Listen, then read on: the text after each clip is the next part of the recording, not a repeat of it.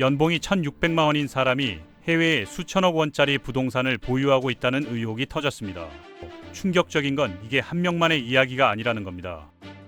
장관의 아들은 수천만 원짜리 명품으로 도배한 사진을 인스타그램에 올렸고, 전직 장관 일가는 런던의 수백억 원대 아파트를 여러 채 숨겨놨다는 보도가 터지면서 국민들의 분노가 한계에 달했습니다. 국민은 해외로 나가서 피땀 흘려 돈을 벌어 보내는데 그 돈이 권력주의 명품과 해외 부동산으로 빠져나갔다는 의혹이 쏟아졌고, 결국 세 나라에서 잇따라 정권이 무너졌거든요. 여기서 끝이 아닙니다. 그런데 지구 반대편에서는 한 사람이 전 세계에서 벌어진 7개 전쟁을 전부 끝냈다고 선언하면서 노벨 평화상까지 달라고 하고 있거든요. 과연 사실일까요? 오늘 함께 하나씩 파헤쳐 보겠습니다. 이야기의 시작점은 인스타그램이었습니다. 남아시아 정치인들의 자녀, 이른바 네포키즈들이 경쟁하듯 명품을 자랑했는데요. 수백만 원짜리 브랜드 신발에 1,000만 원대 시계를 차고 고급 브랜드 박스로 쌓은 크리스마스 트리 앞에서 찍은 사진 한 장의 추정 가치가 그 나라 평균 연봉의 수십 배였다는 보도가 나왔거든요. 문제는 이 사진들이 증거가 됐다는 겁니다. 젊은 세대가 이걸 보면서 자기들은 일자리가 없어서 나라를 떠나야 하는데 왜 정치인 자녀들은 저렇게 사느냐고 물었고, 그 질문이 시위의 불씨가 됐거든요. 한 탐사 언론인의 말을 빌리면 네포키즈들이 재산을 과시한 행태 자체가 혁명의 캠페인 자료가 됐다고 합니다. 이걸 눈치챈 정부가 어떻게 대응했느냐면 오히려 역효과를 불러온 선택을 했습니다. 네팔 정부는 페이스북과 인스타그램 같은 주요 SNS와 커뮤니티 앱들을 한꺼번에 막아버렸는데, 비판 여론을 통제하려던 이 조치가 오히려 젊은 세대의 분노에 기름을 부은 격이 됐거든요. 콘텐츠 크리에이터와 인플루언서, 지세대가 전부 들고 일어났고 정부가 권위주의적으로 변하면서 시위는 더 격렬해졌습니다. 그런데 SNS만으로 혁명이 일어난 건 아니거든요. 분노의 진짜 뿌리를 이해하려면 이 나라들의 경제 상황부터 봐야 합니다. 남아시아 여러 나라에서 노동인구 절반 이상이 농업에 묶여 있고 대부분이 저임금이라 제대로 된 생활 자체가 불가능한 구조였거든요. 물가는 세계 평균보다 빠르게 올랐고 번듯한 직장은 거의 없으니 젊은 세대에게 남은 선택지는 나라를 떠나는 것뿐이었습니다. 네팔만 봐도 인구의 10%가 넘는 사람이 해외에 나가 있고 이 숫자는 20년 전에 비해 2배 이상 늘어났는데 해외 노동자들이 보내는 송금이 GDP의 4분의 1 안팎을 차지합니다. 쉽게 말하면 나라 경제의 상당 부분이 해외로 나간 자국민이 붙여준 돈으로 돌아가고 있다는 뜻이거든요. 방글라데시도 해외 송금 의존도가 높은 구조이고 스리랑카는 더 심각했습니다. 정부가 해외 차입으로 밀어붙인 인프라 프로젝트들이 텅 빈 채 방치되면서 거리에 연료와 약을 사려는 줄이 끝없이 이어지는 경제 재앙을 겪었거든요. 결국 세 나라 모두 자국민을 수출해서 먹고 사는 구조였던 겁니다.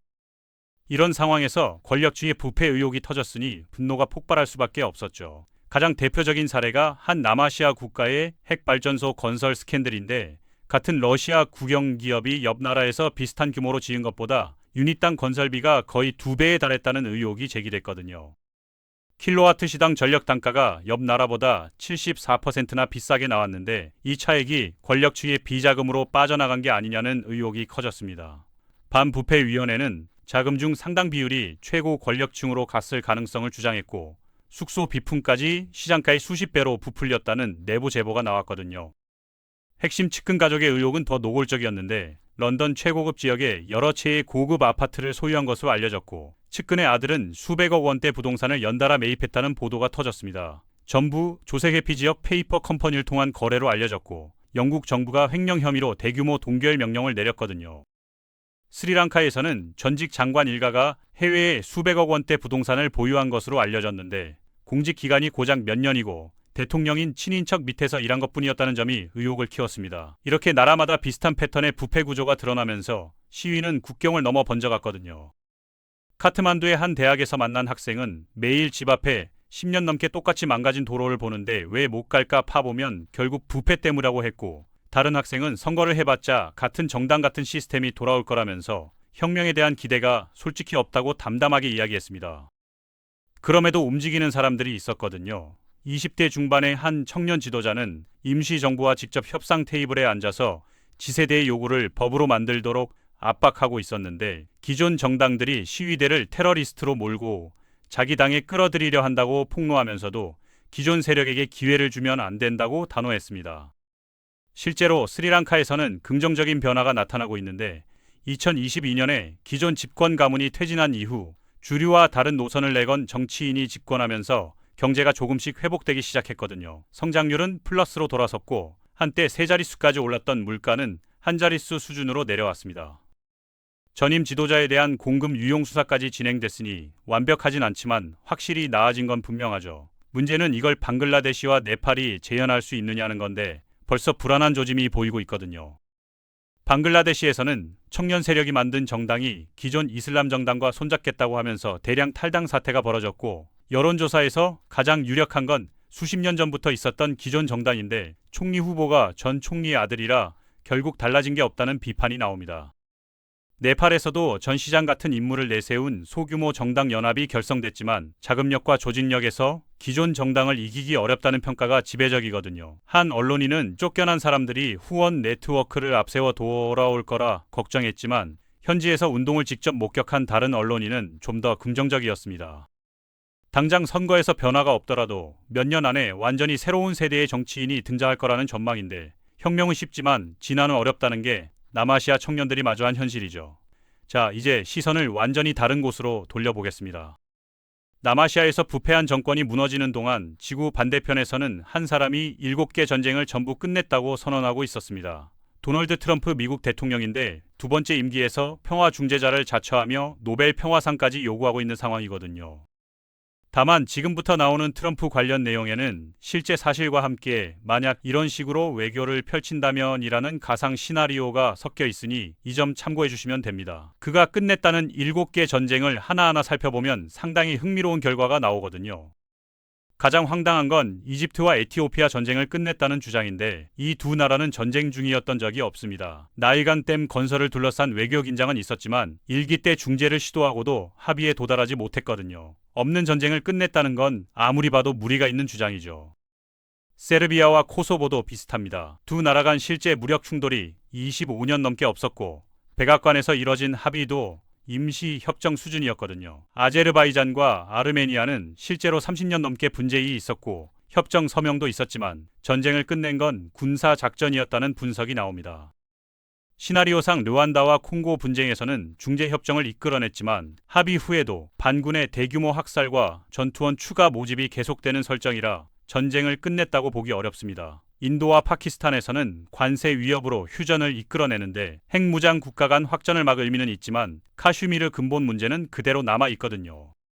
이스라엘과 이란 시나리오에서는 핵시설에 대규모 공습을 감행한 뒤 이틀 만에 휴전을 발표하는데 분쟁 격화에 트럼프 자신이 일조한 측면이 있다는 게 아이러니입니다. 자기가 키운 불을 자기가 끈 격이고 핵 프로그램을 몇 개월 지연시킨 수준이라는 분석이 나오거든요. 트럼프가 가장 확실한 공을 세우는 시나리오는 캄보디아와 태국 국경 분쟁입니다. 양국 간 충돌이 벌어졌을 때 무역 불이익을 직접 압박해서 휴전을 이끌고 이후 평화조약까지 체결되는 설정인데 양국 모두 미국이 최대 교역국이라 관세 위협이 실질적으로 먹혔다는 논리거든요. 이스라엘과 하마스 휴전 시나리오도 주목할 만한데 이스라엘 측의 강경한 태도를 취하면서 협상이 급진전됐고 비판적 매체들조차 압박이 핵심이었다고 인정하는 구조입니다. 가자 지구의 폭력을 일시적으로나마 멈춘 건 분명한 성과로 그려지고 있거든요. 이 시나리오들을 종합하면 트럼프 외교의 성적표는 과장과 실제 성과가 뒤섞여 있다는 게 핵심이거든요. 존재하지 않는 전쟁을 끝냈다는 주장부터 경제적 지렛대로 실질적 평화를 이끌어낸 사례까지 편차가 극심합니다. 강점은 예측 불가능한 스타일로 당사자들을 협상 테이블에 끌고 오는 능력이고 약점은 장기적이고 세밀한 후속 조치 없이 단기 정전을 영구적 해결이라고 포장하는 점이죠. 휴전 대부분은 근본 갈등의 해결이 아니라 임시 정전에 가까운 게 현실이거든요. 다시 남아시아로 돌아오겠습니다. 세 나라의 지세대가 원하는 건 명확한데 국민 세금으로 명품을 사는 정치인이 아니라 도로를 깔아주는 지도자를 원하는 겁니다. 스리랑카 먼저 그 길을 걷기 시작했고 나머지 두 나라는 다가오는 선거에 달려있죠. SNS로 부패 정권을 무너뜨리는 데는 성공했지만 이제는 틱톡 릴스에서 실제 정치로 넘어가야 하는 단계거든요. 분열된 운동에서 통합된 정치 세력으로 진화할 수 있느냐가 혁명의 성패를 가를 것이고 트럼프도 단기 성과를 진정한 평화로 만들어낼 수 있느냐가 관건입니다. 노벨 평화상 이야기로 돌아가면 키신저는 라오스와 베트남 폭격을 지휘한 인물이라 전쟁 범죄자에게 평화상을 줬다는 비판을 받고 있고, 오바마 역시 수상 연설에서 자신이 전쟁 중인 국가의 지도자라고 인정했거든요. 평화상의 의미 자체가 흔들리는 시대인 겁니다. 혁명이냐 진화냐, 남아시아의 젊은이들과 세계 분쟁 지역의 운명은 아직 결정되지 않았습니다. 확실한 건 하나 있는데, 변화를 향한 열망만큼은 전 세계 어디서든 그 어느 때보다 뜨겁다는 것이죠.